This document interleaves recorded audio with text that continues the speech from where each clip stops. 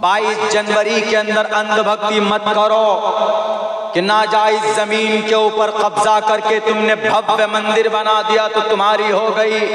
ले लो, ले लिया तुमने, कल कयामत में गिरेबान पकड़ेंगे और ईश्वर के दरबार में फैसला होगा। याद रखना कि वो जमीन किसकी थी, वो मस्जिद किसकी थी, या वो जमीन की जगह वो मस्जिद की जगह थी असल में कि मंदिर की जगह थी। दुनिया में तो वसाइल तुम्हारे, दुनिया में फैसला करने वाले चोर लुटेरे जिनको तुमने खरीद लिया है और खरीद कर उन्होंने तुम्हारे हक में फैसला दिया, हमने सब्र कर लिया, लेकिन कयामत की सुबह तक हम नहीं भूलेंगे। वो जमीन हमारी थी, वो जगह हमारी थी, और जब एक मर्तबा किसी जमीन पर, पाक और पवित्र जमीन पर अल्लाह की मस्जिद बन जाता है, बन जाती है, तो कयामत तक वो मस्जिद रहती है।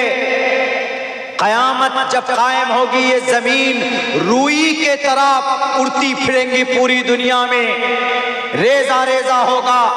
लेकिन जहां जहां दुनिया में मस्जिद कायम है, अल्लाह उस मस्जिद को जमीन समेत उठाकर कल कयामत में पेश करेगा, अपने पास बुला लेता है। मस्जिद को अल्लाह फना नहीं करेगा।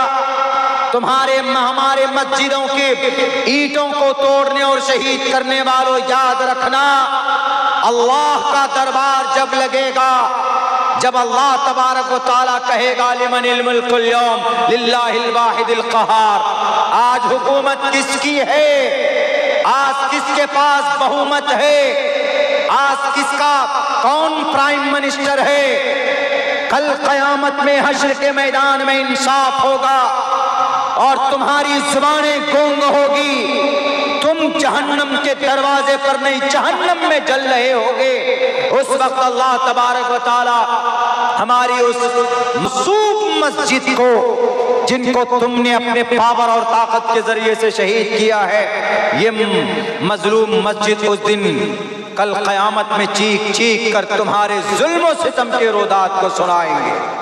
आज तुम जश्न मनाते हो कि फला तारीख को आओ हम बड़ा मंदिर बना दिए, चोर लुटेरे इस देश को मंदिर की, मस्जिद की आस्था की चीज है। इस देश के अंदर गरीबी को दूर करो, इस पर कोई फंक्शन नहीं होता तुम्हारा। इस मस्जिद में, इस मुल्क में बेटियों की इज्जत बचाने के लिए पैसे खर्च करो, इस पर कोई मेहनत नहीं होती है। हमारे बच्चे पढ़ते हैं, एजुकेशन हासिल करते हैं, जब एग्जाम देने जाते हैं तो लटक लटक कर ट्रेन में जाते, बस में जगह नहीं होती, ट्रेन की छत पर सवार होकर जाते।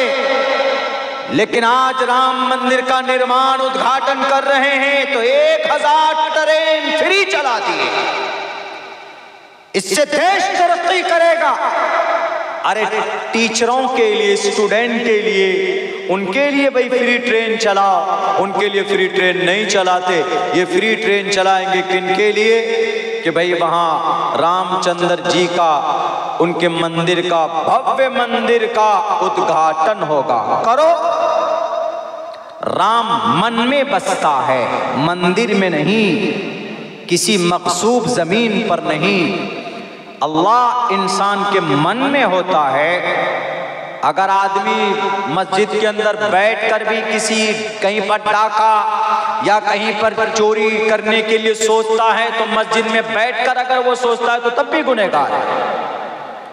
अल्लाह की याद असल दिलो दिमाग से की जाती है। तो बैरकत अल्लाह इन जालिमों को हिदायत दे, अल्लाह इन नाहंजारों को हिदायत दे, अल्लाह तबारक व तआला इन लोगों को सही सोच और समझ दे। बैरकत ये चीजें कहां से खत्म होगी? सिर्फ एक रास्ता है, तालीम का।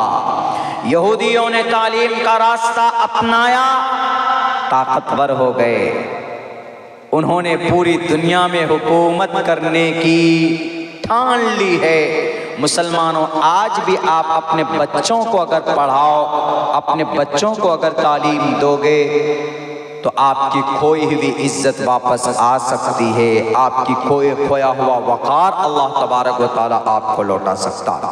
आप क्या समझते हैं अल्लाह तबारक व तआला नहीं देख रहा है?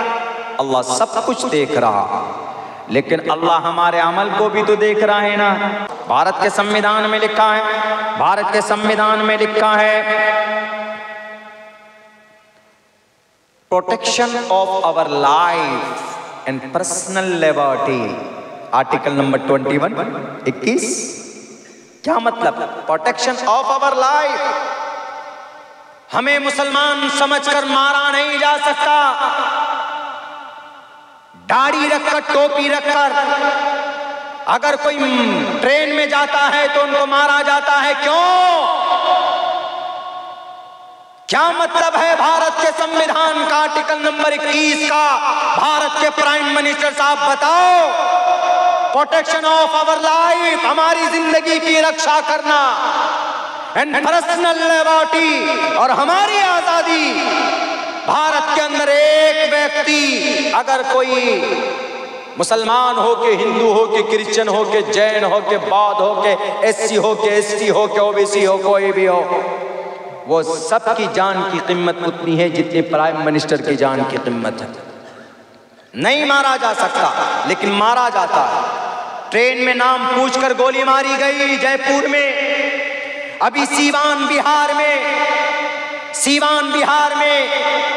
एक शख्स को उसके बेटे के सामने गोली से दाग दिया गया और कातिल पकड़े नहीं गए। ये निकम्मे लोग, और पैसे खर्च करेंगे मंदिर बनाने में।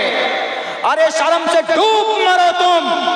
मंदिर बनाने में जो पैसा खर्चा होता है, अगर उन पैसों को तुम अपने इंटेलिजेंस को एक्टिवेट करो, अपने टेक्नोलॉजी को डेवलप करोगे, तो 2 घंटे के अंदर पुलिस पकड़ सकती है किनको, मुजरिम को, कातिलों को। इस पर मेहनत होनी चाहिए, इस पर पैसे खर्च होने चाहिए। नहीं जी, मंदिर बना लो। मंदिर बनाने से क्या बीमार ठीक हो जाएंगे?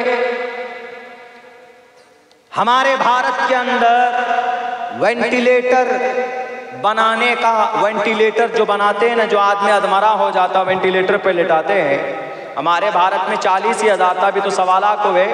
ये वेंटिलेटर जो पार्ट्स से जुड़कर जो वेंटिलेटर बनती है, बनाया जाता है, वो पार्ट्स भारत में नहीं बनते। कहां से खरीदा जाता? Made in China.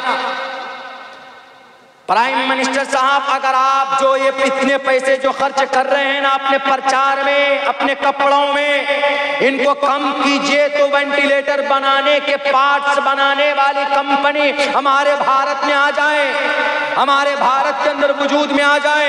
लेकिन नहीं, आपको गद्दी पर बैठे रहना है, आपको कुर्सी इक़्तिदार पर बैठकर बकवास करते रहना, मन की बात कहते रहना है। मणिपुर जलकर तबाह हो गया, आपकी मन की बात गायब हो गई।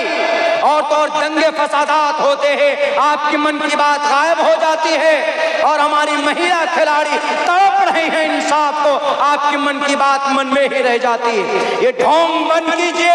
प्राइम मिनिस्टर साहब, खुलकर एक आवाम की मदद कीजिए। और उत्तर प्रदेश के लाल मुजफ्फर साहब, आप जितना ये भाव दिखा रहे हो ना, ये जितने पैसे खर्च कर रहे हो, उत्तर प्रदेश के बेरोजगार नौजवानों के लिए अगर खर्च करते तो हर किसी को 10, 15, 20 साल की नौकरी मिल सकती थी। लेकिन बदनसीबी, ये सब के सब एक तरह से किसी के पास तो औलाद ही नहीं है। इनको क्या पता औलाद अगर बेरोजगार हो।